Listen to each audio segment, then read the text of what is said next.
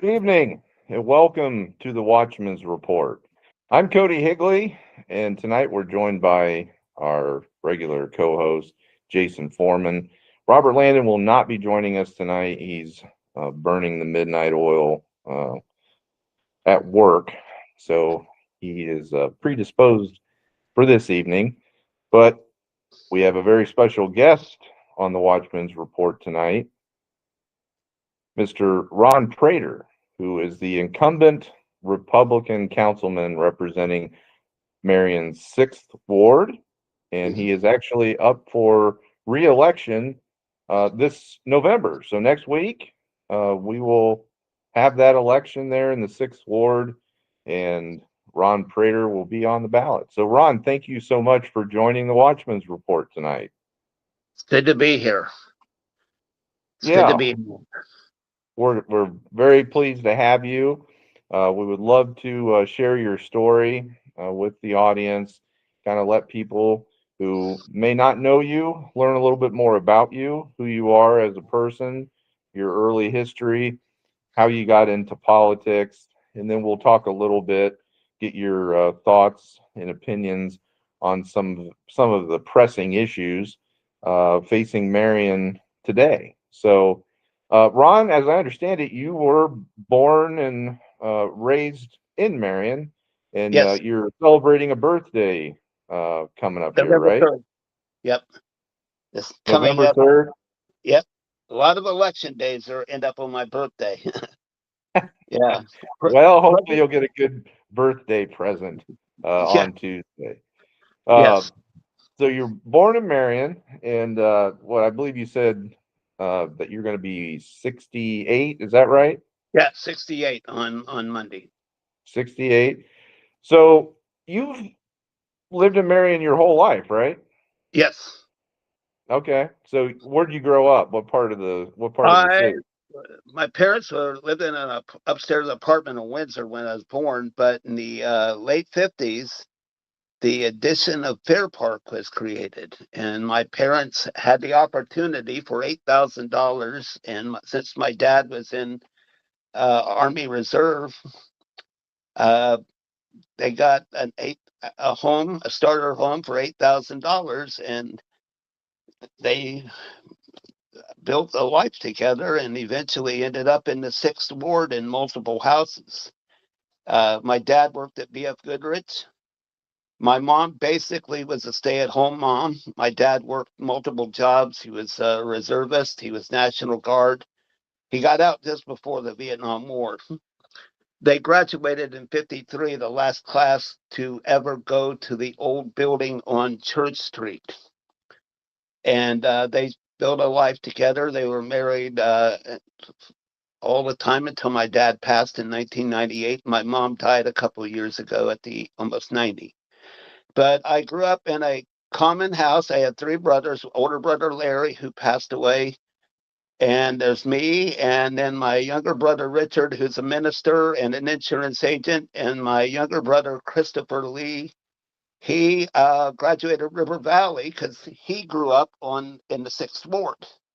He grew up on Normandy Drive. My parents had more money by then, and Chris graduated in '88 at River Valley, and he went to the Air Force because he couldn't get a loan for college because my parents weren't rich enough to get him into college, and they weren't poor enough to get it free. So he went to the Air Force and served 20 good years, met his wife there, and served in Afghanistan. My older brother was in the Navy, 17 years, and my younger brother is a minister. And me, I was stayed in the Marion, and it was just tough when I graduated high school in '76 to get a job. That was when manufacturing, the good jobs were starting to dissipate. We was into an era of high inflation. Uh, Gas prices went from the time I graduated high school at 45 cents a gallon to like a dollar. Now you got to realize $1 a gallon in 1980, when the minimum wage was $4.20 or $4. That was really expensive. Mm-hmm. I mean, if you're making the minimum wage worker now makes like $12 or something, but when it was tough. So there was only jobs around. I went to college. When my parents moved to the Sixth Ward, they took away my grant because they said they suddenly had money, but they didn't. So I had to drop out of college, and I tried to get jobs around here, and you couldn't. Mainly fast food. I ended up working in grocery stores, Fahey Bank. Uh, then I went and Whirlpool, and then I worked as a correction officer at Multnomah County. That's where I really did well. Uh, Not that they paid good, but I had a nice run of years as a correction officer at Multnomah County Correctional Center. How long were you there? About 8 years. I started my breaking legs, and I started I started falling apart. I had never broke a bone in my life until I started working there, and I thought it was a job or just walking up and down steps. I worked mainly down in housing, and that job opened up my eyes to the darker side of Marion, because you got to realize I grew up in a Christian household. I grew up in almost a perfect home, if you could have one. My mom Oh, and dad loved each other. My brothers and I fought like brothers. You know, we got in a little, but we all loved each other, and we were close. We had a happy home. No matter what, where they lived in Fair Park, loved it in Fair Park. I would never wanted to have grown up anywhere else than Fair Park in the 60s and 70s, where everybody there knew me. If I got in, if I did something wrong, 5 houses down the street, my parents knew about it instantly. You know what I mean? yeah. It was the people living there with my mom and dad went to school with them. You see what I mean? Oh, yeah. You'll never see that again. I mean, No. they all went to school with my mom and dad. They knew each other from being in school, and they all got their first homes. That's why the biggest problem, one of the biggest problems Marion has right now, we don't need no more $350,000 homes. We need homes that young people can start out in and build their life. Yeah, we had a real long conversation with that about that. What 4 months ago, maybe, Yeah, and it was just an awesome conversation, man. Like he yeah. detailed how his family was able to, become a middle class family and eventually move to, where'd you say, Normandy? Try. Normandy. Then they lived on Blois, and my mom, when she finally passed away, and went to a condo after my dad died. We lived on the Landry That's a neat and paid story, cash. And paid cash. right? You know, it was just my mom should have been the treasurer of the kept track of all the money in the United States. If she had done that, we wouldn't be 37 trillion in debt. But she would have pissed off a lot of people. I mean, Well, it just kind of is reflective of the cultural decline, don't you think, Ron? I mean, yeah, you talk about a neighborhood like Fair Park, or you name the neighborhood in Marion or across this country, and the stories from that era, the post World War II era, uh, are very, very much the same. People were involved in their communities. They were involved in their civic organizations. They were involved in their churches and their schools. And you still had issues. I'm not saying that it was there were all. some kids that didn't have it so good, but as a whole, I looked down my street. Every man was working, and most Mhm. of the kids had the same last name. Every kid in the house had the same last name. Yeah, and that's this whole situation needs to be approached from multiple angles. It's not just a matter of getting the finances in shape. And I'm talking not only about the city of Marion, but state of Ohio and the United States. You have to have some type of a cultural renaissance or cultural reformation Absolutely. so that people, Absolutely.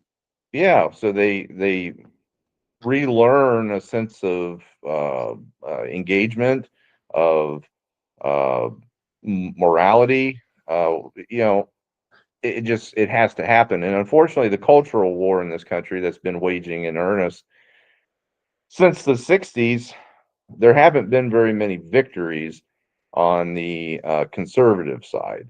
It's pretty No, there has much, not. and you know, and that has to change. Like we have to do better with that to counteract all the societal degradation. But that's something, you know, that's very interesting, you know, your story and having it from a perspective from Marion. And, you know, I think so you graduated in '76. That's Yes. kind of the beginning of the major rapid decline when we saw companies falling by the wayside. We saw the labor union strikes that pushed all these companies out of Marion. So, how would you compare, let's say, the late '70s? So, when you graduate, Marion then with Marion over the last 10 years?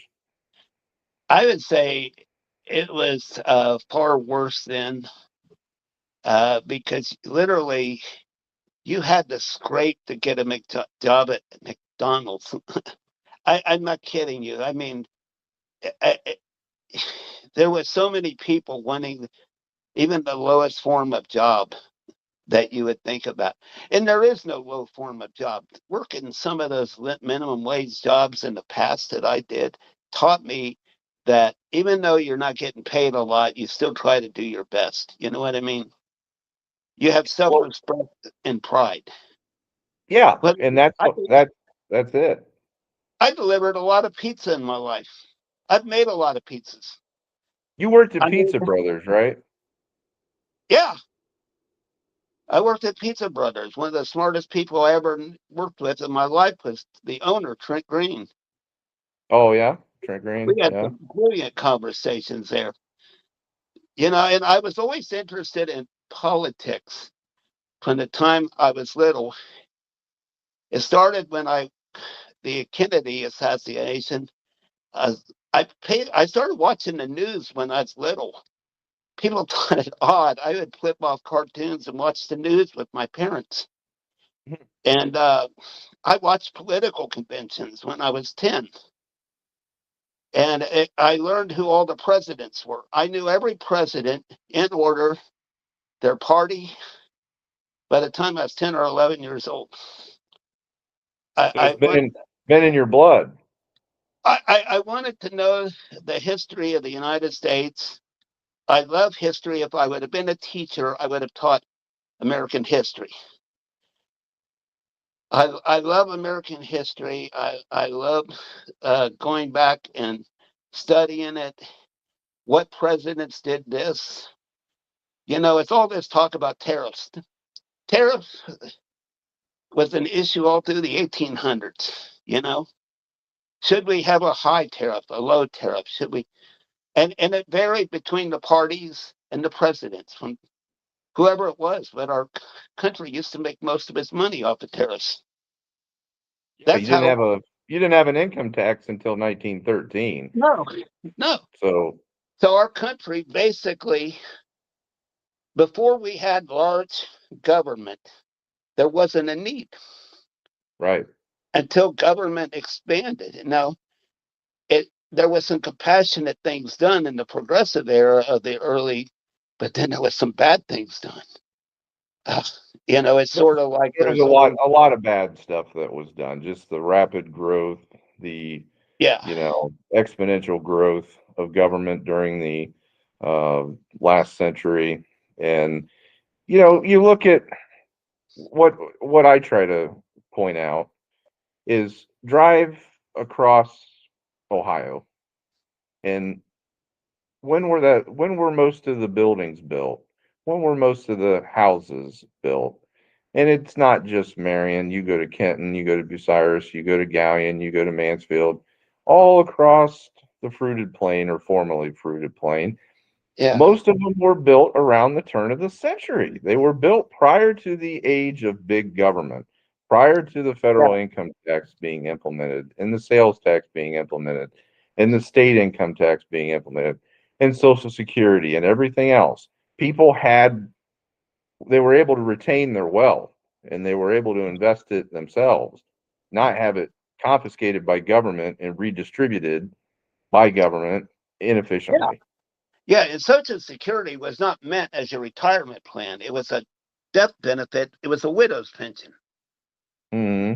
It was originally designed at, like most men at that time when it was created, men died at the average age of a man died at 60. So they had to figure out what to do with the women, their widows. And that was the widow's pension that they would, the men worked, they paid into Social Security, and their widows would have something to live on because women lived longer than men. It was never meant to be a retirement plan. No, no, and And that's it's been infiltrated, it's been pillaged, it's been abused. Uh, and I was born in 1957. That was the year more people were born than any other time I think, in American history. The very height of the baby boomers. hmm The people born in 57 were all hitting the bricks at the same time. You see what I mean? yeah, Uh, we're all hitting the bricks at the same time. You know what I mean? And so, who's the Social Security that we paid for our parents? Then the next generation pays for that. And that's how, if you get overinflated government, you create a problem. You create a Ponzi scheme, which yeah, it is. it It's is. really a Ponzi scheme. Mm-hmm. It And 100%, and it's not sustainable, and that's the truth of the matter. There's been so much manipulation with the markets and the economy. You look at all the money that has been printed since 2008, and all oh, the quantitative easing that was commenced by Obama and the Federal Reserve at that time. And now, you fast forward to 2025, and it just continues. And now we're approaching what, $38 trillion in national debt. We've that's had unimaginable. it is. It's not sustainable. I mean, that's the fact of the matter. And it presents huge challenges, a ripple effect all the way down to the local level. And Absolutely. yeah, and Marion's facing a lot of financial challenges. Um, I do kind of want to. So I I know that I saw a number of letters to the editor that you did back in the early '90s, or at least there was a Ronald Oh, Prater you that you. found those? I did. I Oh found my those, goodness. and my God, Ron, like you really should have been a history teacher, or a civics instructor. I was very impressed with your work. Yeah, I my parents lived on Normandy, and we had the Great Flood of on Normandy in the late '80s. And I was at their house. I had a broken foot, and I was there and I looked out at the flood, and I said, "Wow!" It stopped just before every house on Normandy Drive was buried in water, and it stopped just. My mom did a prayer circle, and it stopped just before it entered our house. And I decided to write a letter to the editor called "Turning Normandy Drive and Doing Recreations of the D-Day Invasion," because the sewers in the Kukwa ditch sucked so bad and it needed redone. And it was really funny. It was meant to be humorous, but get the point. 6 months later, they dredged the Kukwa ditch. Oh, so it worked. It did. They dredged the Kukwa. It was covered with trees and growth and brush along Virginia Avenue. And I couldn't believe it. 6 months later, they dredged it. And it eased a lot of the flooding problems. There's still some issues down at the other end. Teresa Lepke will come up to a council meeting and brought it up down towards Normandy and Bexley, where she lives, but it's not near like what it was. I mean, I had to take a canoe out of the house. Oh, wow. A kid, one of my younger brother's friends, came up in a canoe and canoed me up to the far end of Marseille Drive. Wow. That And is that's yeah, quite a lot of flooding there in Chateau Ridge. yeah, it was like in the late 80s. It just rained for 3 days. And like I said, the Kukwa was just full of brush and trees and everything. And then right after that, they dredged it. So can't believe you found those letters to the editor. Yeah, there was a number of them, and I did see that one.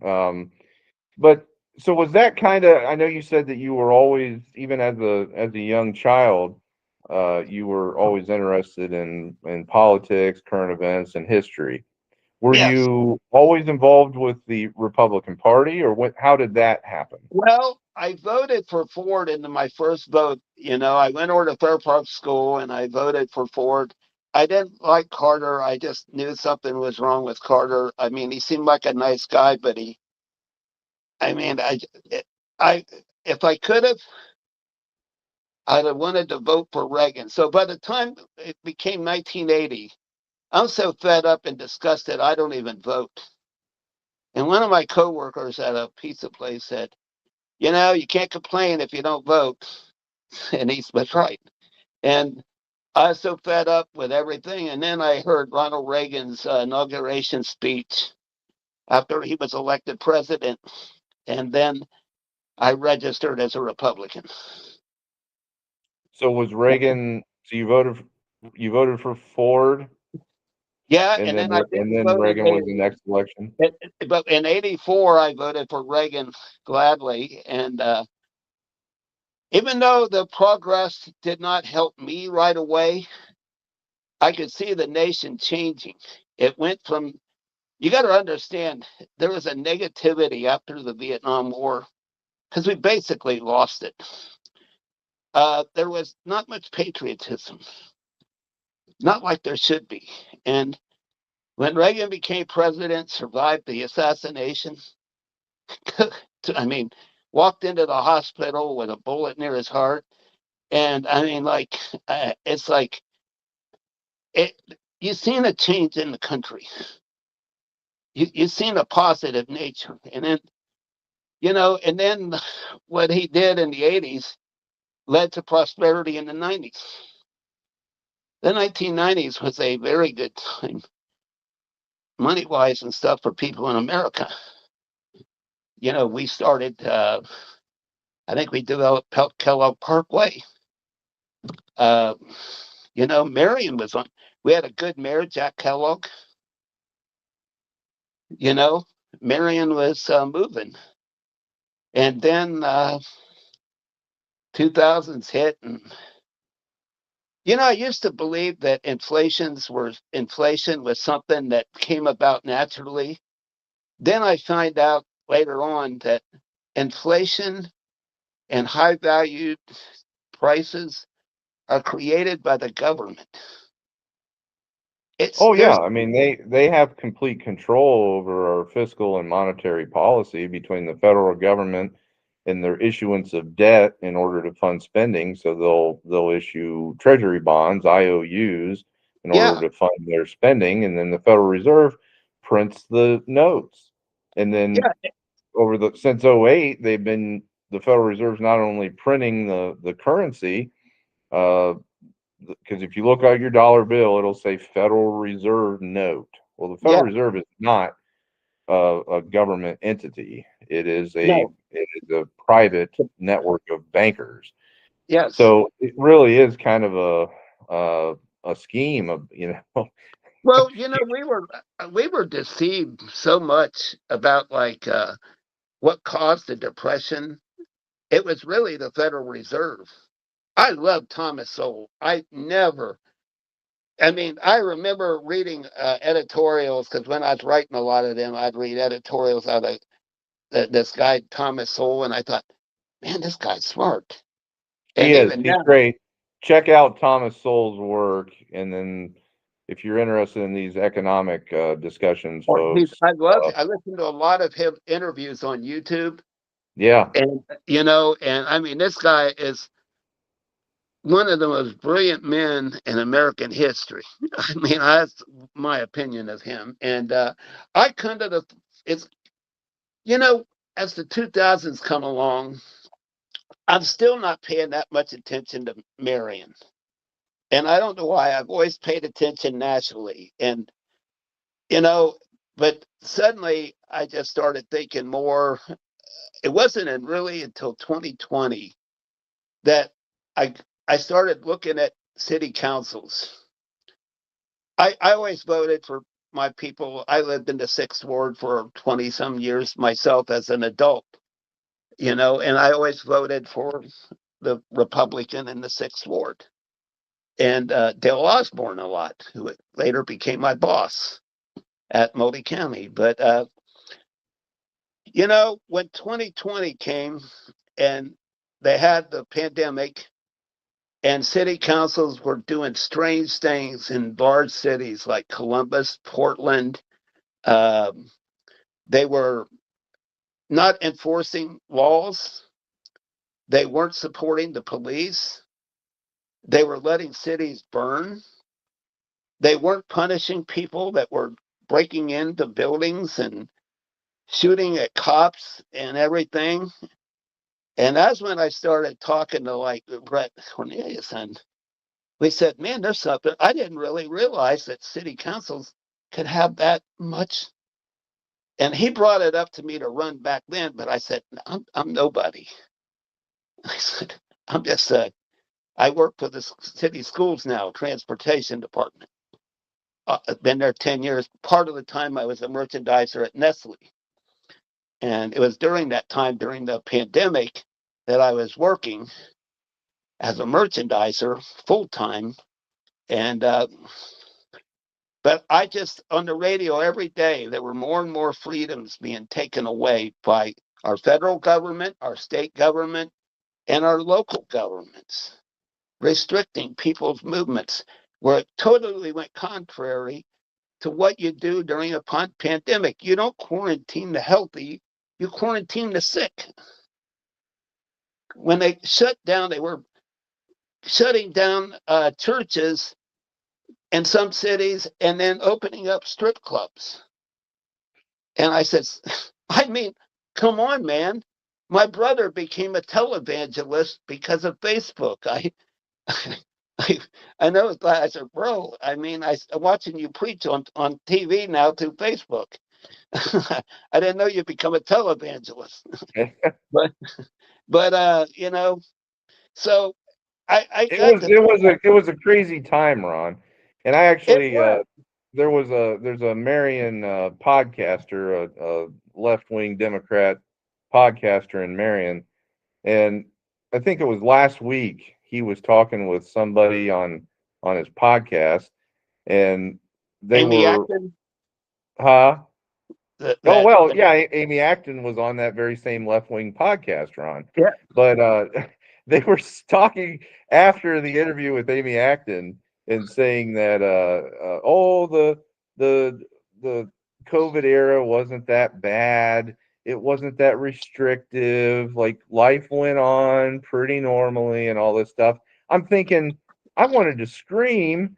I said that was absolute madness and way too much power exerted by the government, I by the CDC, by Amy Acton and people by like that. DeWine, and even DeWine wasn't as bad as the Democrat, but he got on the TV every day, and these governors became like it was their show, you know. Yes, And yes.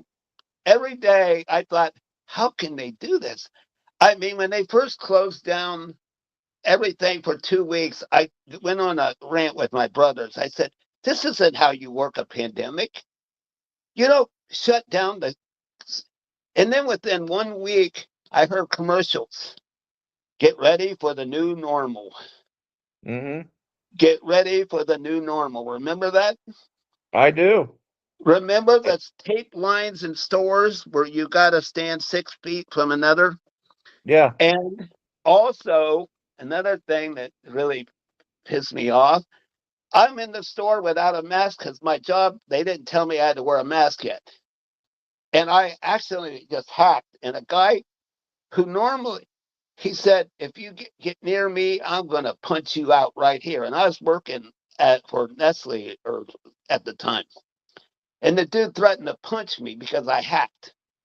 I seen people walking into stores look like they were going into surgery. They were so frightened and scared. Yeah. It And, was. and It was a fear mongering campaign. they had everybody petrified. I I only got COVID shots because I was taking my mom was dying or sick, and I was her caretaker and organizing it. I got 2 COVID shots. The second one, my kidney started bleeding, Really. I and mean, yeah. I wish I would have never got the first one because when I've had COVID, it was like a little cold.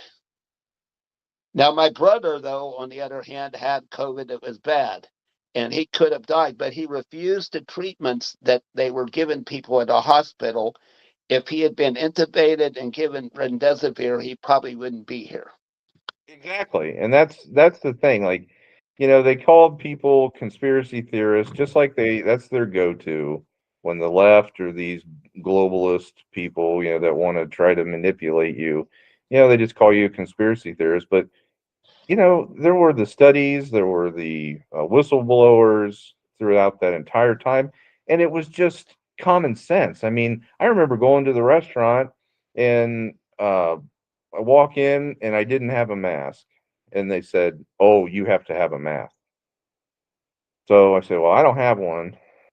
So if you're telling me I got to leave, then I guess I'll leave." So they gave me a paper mask. So I put the paper mask on, and then they said, "Okay, you're seated, so you can take your mask off." Makes no And sense. I said, "First of all, what's this paper chin diaper going to do to some microscopic And, viral and particle?" even less than that is those cloth masks, which it went right through. I mean, Exactly. those were totally worthless. It only made you look like a bandit. I mean, here I used to have to take my hat off going into a bank, and then all of a sudden, you're allowed to go in with a mask on your face. You Yeah. were going into a bank with a mask on. Yeah. Oh, And yeah.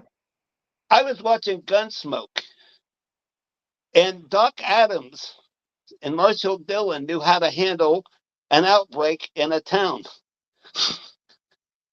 What they do? Just call the people out and say, "Stay out here for a while." They quarantined the sick and kept the healthy out and about.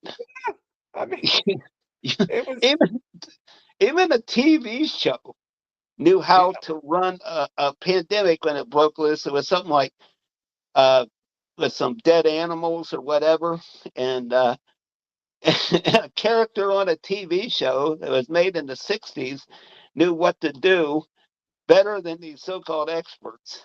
Oh, I know. I know. And that's people got to remember that people's attention spans nowadays and their memories are very, very, very small and short. And Yeah, people have to remember what they went through. And it's the same thing with issues in Marion. I mean, they want to just try to say, "Oh, it all comes down to the past year." Or even 5 years. You have to place things in the proper historical context, right, Ron? yeah.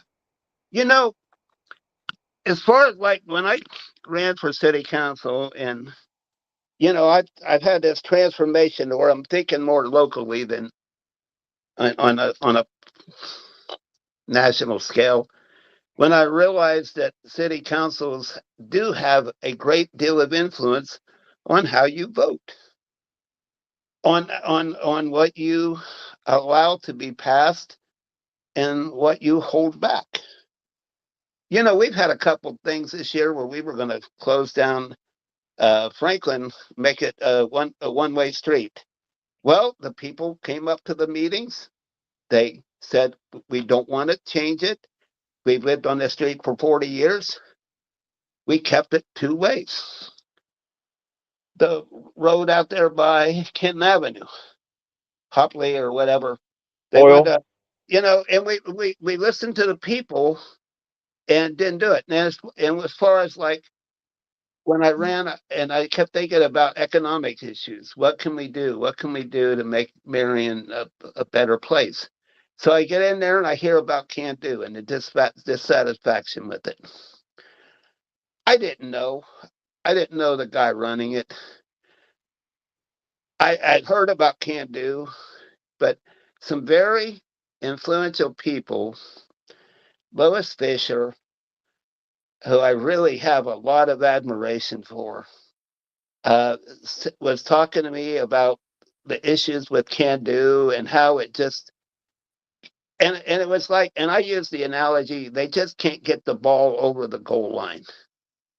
They look like they're driving down the field and they're like the Browns and they can't get across the goal line. You know what I mean?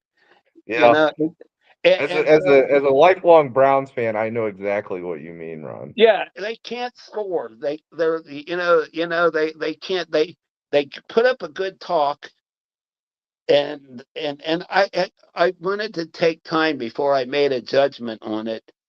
And like this issue with going to economic development, this new way that we're going to be voting, a Yeah. director of economic development director, because Can Do, as it was set up, was not working.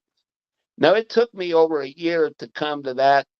I listened to people like Josh and and people would call me up. I'd get off work at the school and they would call me up at 5:30 and I'd be in my car and I'd be in my car till 6:30 sometimes before.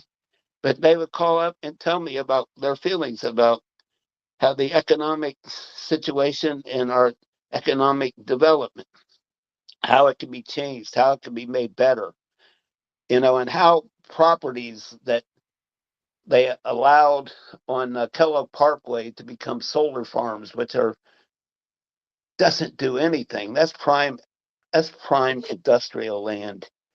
That land should never have been turned over to solar farms. Nope.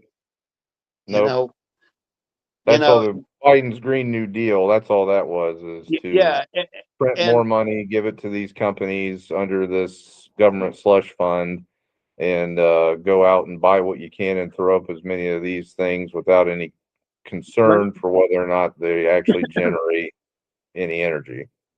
they don't. And nuclear power and is my cousin told me this. They have little nuclear generators that can be hauled in on a pickup. It's on the YouTube that could actually power a small city.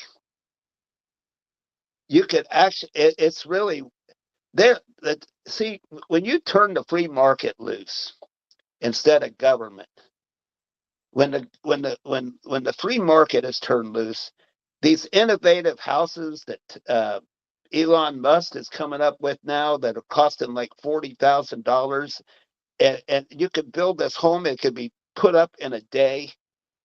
Uh, uh, I saw that. Yeah. I mean, there's when it's just like the tech boom and everything, and all this stuff, the frighteningness of AI and all that. But yet, you look when I was in college at Mansfield Business College. That's where I went to college originally. It is right next to where City Hall is, where that pregnancy center is. I went there because the girl that came by the house was beautiful, and I thought maybe I'd meet her there. Yeah, she came by the house. I thought, "Are you going to be there?" So I signed up. You're 19 years old. But I was taking a data processing course, and we went out to, of all places, Harry's Trailer Park, and a guy built a home computer out of the model of what Jobs and Wozniak did with Apple. And they told us that there's no longer going to be these tubes and these cards and everything else. And I've never forgot that in that class. They showed us this computer. I said that one day everybody is going to have one of these in their home. This was 1977, 78. This guy, it was put on a wood frame, a wood base, and he built a home computer out of pieces from the design that he must have got from Steve Jobs and them. Oh, wow. I saw that. They took us out there on a field trip to the low place is Harry's Trailer Park. And they said, this is the future. Harry's Trailer Park in Mansfield? Marion. In Marion? Yeah. Oh, wow. I'm not putting it down. It's nice people live there. This guy was a genius. I mean, this guy lived at this place, was a brilliant dude. I mean, I wish I would have remembered his name, but I mean, he built this and assembled this computer. And it said that people are going to have these in their home one day. Everyone. And so, you're looking forward, and, Marion's got to do some innovative things. And normally, as a Republican, you're conservative. You keep things the same, supposedly. Well, the definition of stupidity is if something isn't working and you keep doing it over and over, that's the definition of stupidity. So, shaking up the way the government is established in Marion with the city charter, you look around. This is when Cornelius and I got to talking about city charters before I even ran. And I looked into it, and the cities that were growing the best in Ohio and prospering had charters. I didn't know there was such a government like that. And, you got to look. If it's working in another place, why couldn't it work in Marion? It's almost like a constitution. It's like your city is drawing up its constitution, and the 15 members of the charter commission are like the guys at Philadelphia drawing up our constitution. We're no longer totally under the ORC, where this is what the thing that set it off for me to really do it. The economic condition between the auditor treasurer's office. Now, I love Tommy Reese. Personally, I love the dude. I think he's awesome. I have a high opinion of him personally. And I think Amanda was thrown into a situation that nobody could have gotten out of. And I think even Robert Landon gets a lot more abuse than what he should. I think, and what I heard and what I've seen, it goes back further than that. What do you think the origin? When was the inflection point, Ron? I would say it was probably after the 210 era, in that era. Kelly Carr, I heard people say, oh shoot, man, I'm having a senior moment. The other name, after that, but I believe it actually started when they switched over to New World. I've been in places where I worked where they switched over a computer system and it screwed everything up. Like everything became a mess because they changed something. You know what I mean? And I think that Twyla Lang, the fourth ward Congress lady, council lady, Twyla is just really tore into this.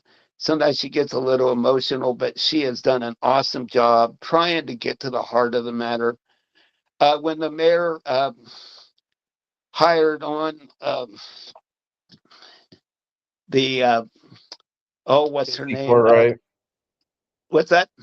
Are you saying the budget director, Casey Courtright? Yeah, the budget director in our new one. Yes, that helped. Chelsea Troiano. Yeah, she hand started. I mean, it was so confusing trying to figure out all this accounting stuff when I first came on council. And she actually simplified it and gave us handouts that clarified it and made it easier. So I thought that was a great move by the mayor to create that position.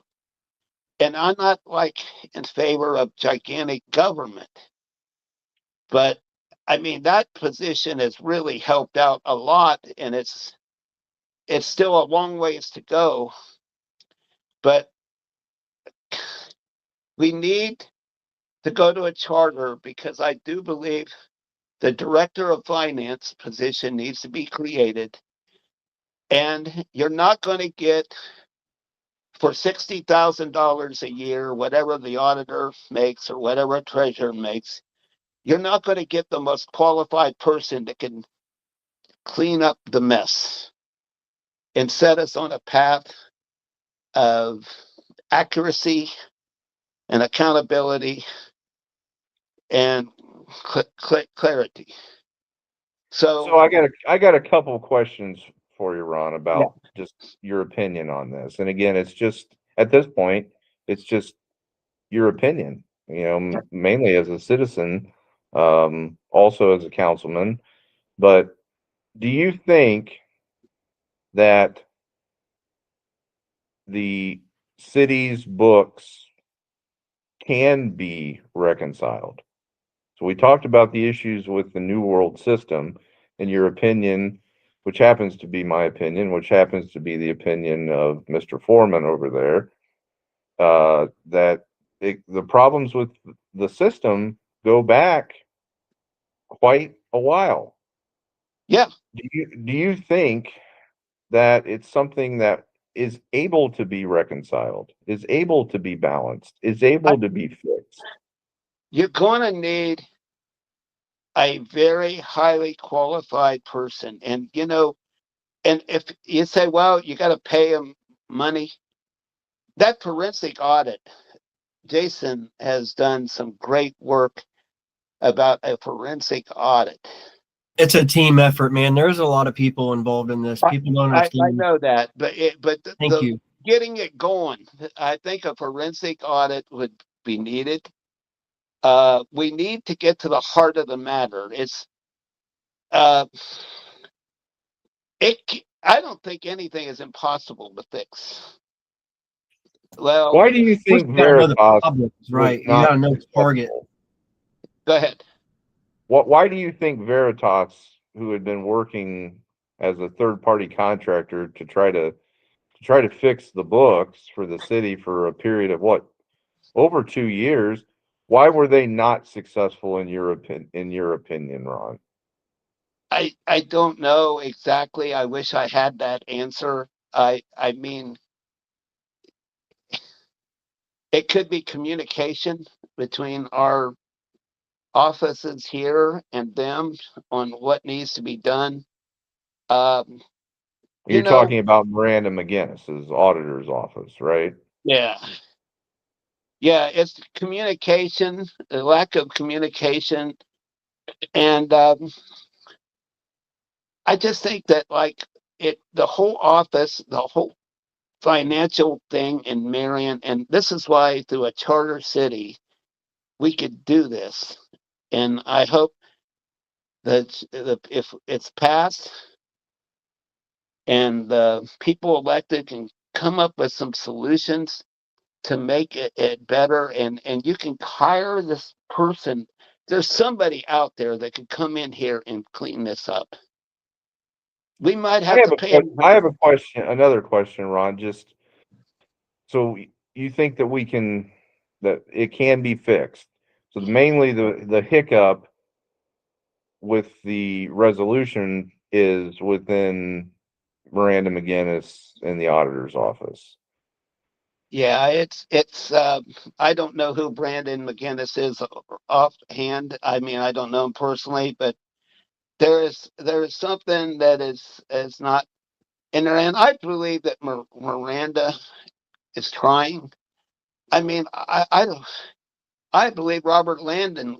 It's just you get in there and you find out wow, this is like unbelievable, you know? I mean, it takes a highly qualified individual person, and I do think that certain things need to be uh, checked into because we want total clarity and open dialogue and nothing hidden.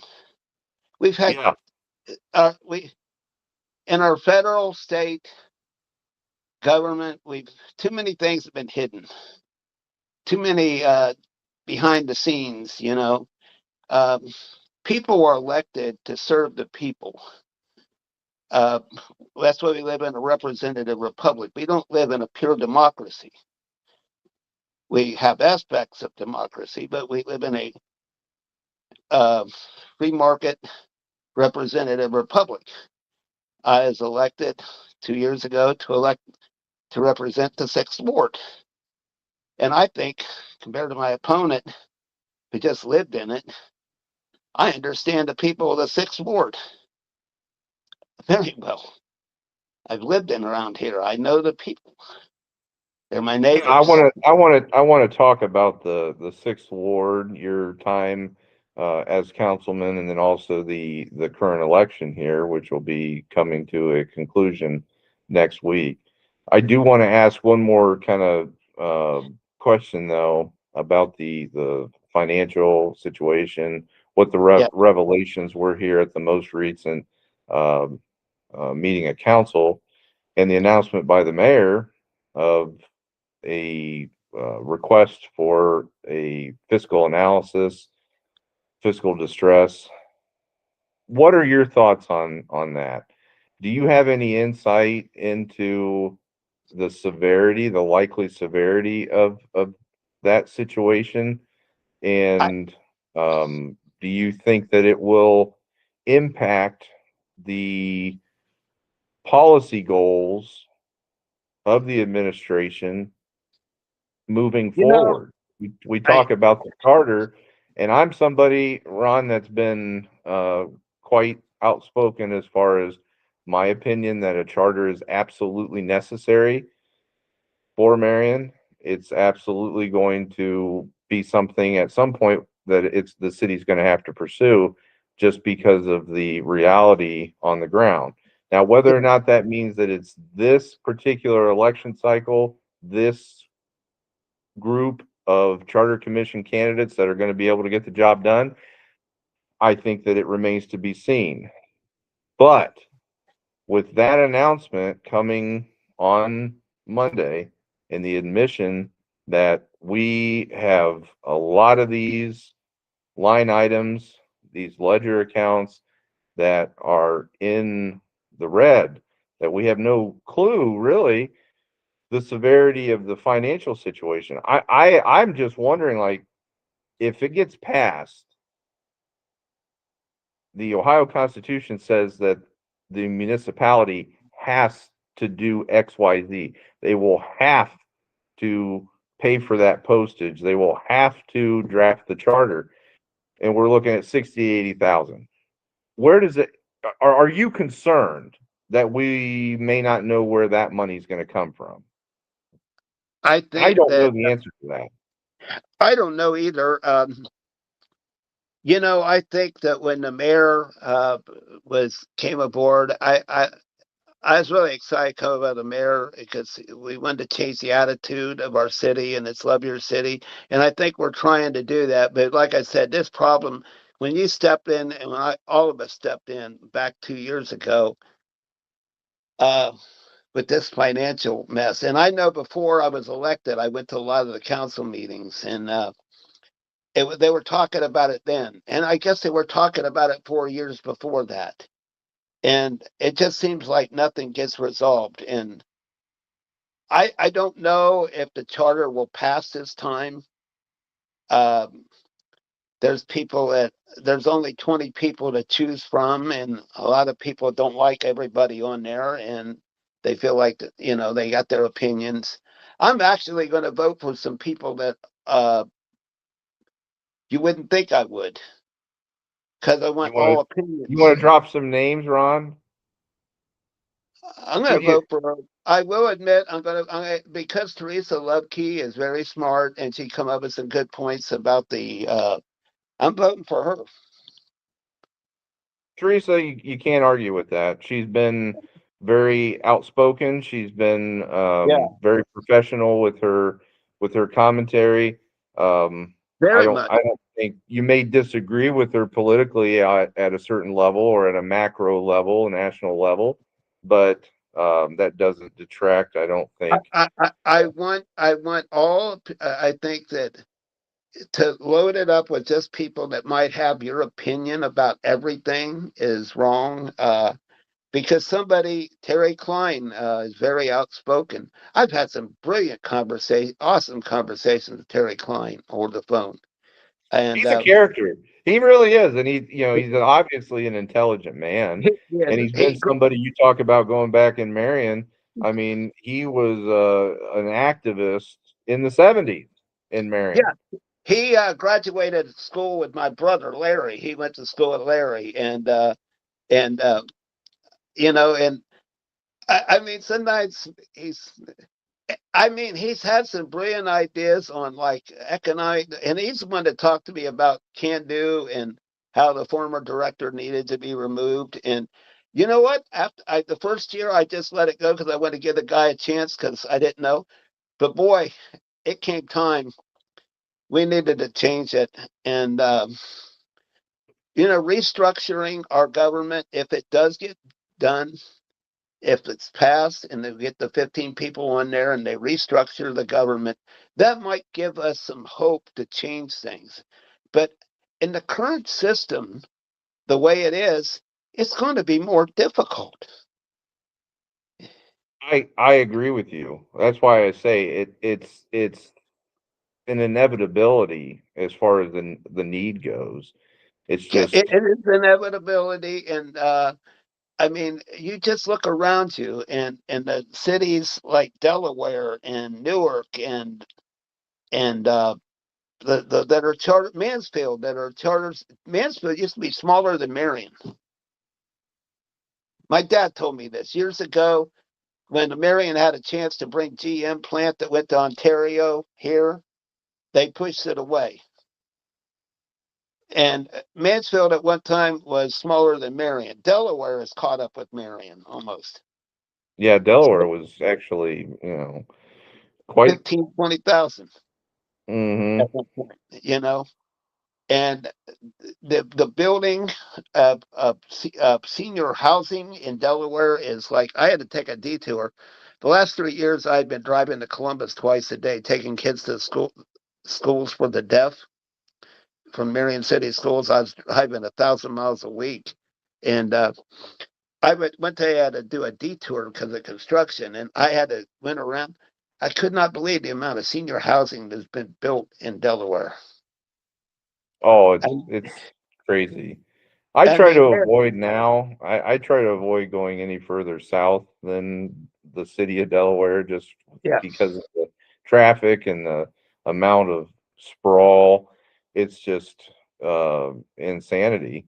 But it that goes to show, not that I want Marion or this area, Marion County, to become a subdivision or just an extension of Delaware or something like that. No, but it doesn't mean that you allow it to continue to decay. I would like No. to see it maintain its charm. I think of a smaller city with a rich history of industry and also on the political scene with like Harding and all that stuff.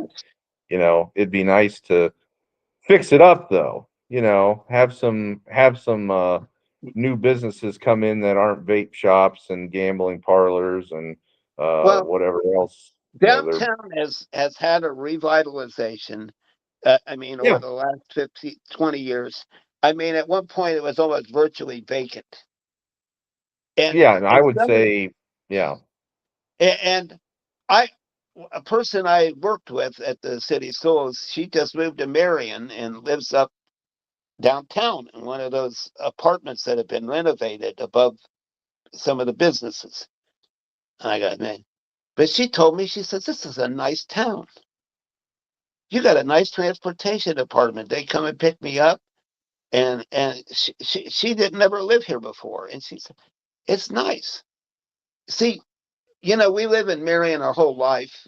Of course, you're not there. You're in near Caledonia, but it's sort of like looking at your wife that you thought was beautiful. Well, mine still is. I don't know how I married her, but uh, and you look at her and you think you take it for granted.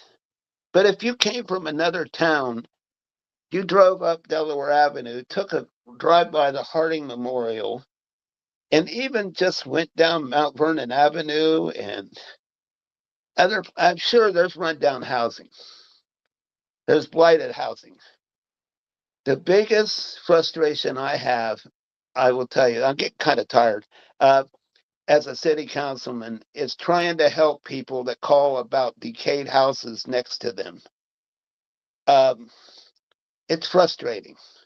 And I know that we got, Zach in there trying to do a good job. And I told him that sometimes I had a spreadsheet of about 5 pages of houses. And these really nice ladies on this one street in town keep calling me up about this house next to them. And they keep asking me what's going on. Is it going to change? Because they don't want their properties devalued by garbage in the yard next to them. And I'm hoping maybe that, the decay of the sidewalks and, I did not know this, but if my sidewalk is bad, I'm responsible to fix it. I did not know that before. But there's certain things about the infrastructure and zoning compliance that, and I try to tell these people, I said I'll call and let you know what's going on. And it's the most frustrating thing about my job. And a lot of times things are done. And I'm not saying people aren't doing a good job. It's just that there's so many and so much of it. You know, Oh yeah, there's a lot of things that need to be addressed, probably on a constant basis or near constant basis. There's significant challenges, and you know, I hope that a solution is forthcoming because Marion's definitely with that rich history. Like I said, my family goes back to the very beginning in the city of Marion. We're talking Marion was plotted by Eber Baker and Alexander Holmes in 1820, what, 21. And then my members of lines of my family were there within wow. 8 years. So Yeah, I came I, here in 1800. yeah, I mean, it's worth preserving, Yeah, and we don't want to let it just continue to go down. Now it's not a straight downward fall. I'm not talking about that. But if you look at a comparative analysis between the state of the economy, the state of affairs in the early 70s, late 60s compared to today, it has been in decline. And you have it. to Yeah, recognize that, and you have to put together a solution that's going to be sustainable. That's the other thing. it, There can it's be there yes. And there's two there things. It's like the government part of it, and then there's also the part where the decay of the family. And like yeah, I it's said, cultural. Yeah. it's cultural and governmental both. And if you can get, I don't know, the government can't do nothing. I get the big call is that people say, why don't people give a SHIT about with their property or even if you're renting a place? Why don't people give a what? Yeah. And I mean, I've been sick all week. My yard needs the leaves mowed, and it's raining, and I can't wait to get completely well. I'm going to an ENT tomorrow, and I want to get out there and mow my yard and get the leaves because I don't rake them. I just mow them and mulch them. It makes my grass grow better. Mhm. But like I said, even just raking up your leaves, mowing your yard, um, trimming the hedges. Taking your garbage cans up as soon as it's collected. Um, Little things that you got to change in the culture. That is why people complain about money spent on these raps about love your city. I was up at Cleveland at a baseball game, and Cleveland, Ohio has I love my city. I saw kids wearing a shirt that said I love my city, Cleveland. It's sort of like I love Ohio State. So what do? On game day, I wear my jersey. You have pride in your football team that you love. And that's what you do. It's kind of like a governmental and societal thing of getting people to feel positive. I live in Marion, Ohio. In the 1920s, the richest men in the world came to this city to meet with a president who had some scandal, but actually brought us out of a major recession and cleaned up our government. I mean, not cleaned it up, but put black people back into the government that Woodrow Wilson had taken out. And we had an economic boom because he cut the size of government and he did conservative things. And I mean, They kept us out of the League of Nations. That's the oh, one thing I'm most grateful oh, to yeah, Warren G is for keeping us out of the League of Nations.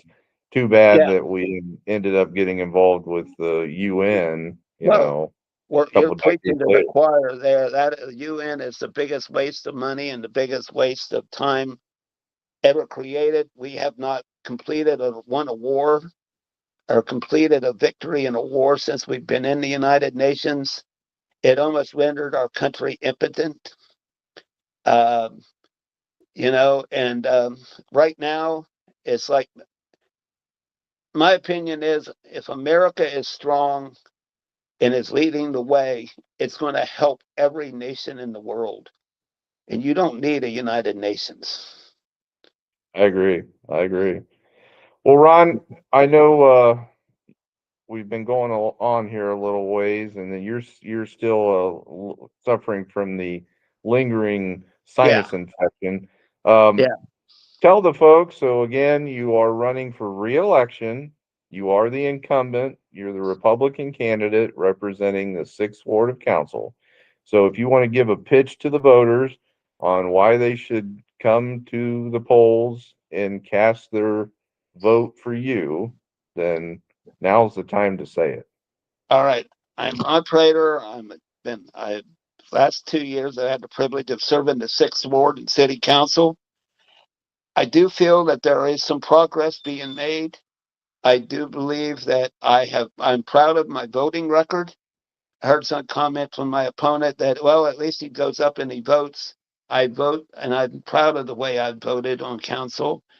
I've listened to people. People have, I've listened to people that had complaints. I try to help the constituents that call me up with complaints and follow up with them. I'm not doing this because I need to be known. I was perfectly happy being Mr. Anonymous Nobody. I have a good wife. I have the most awesome son in the world. Uh, Only reason I want to do this is my son is 22.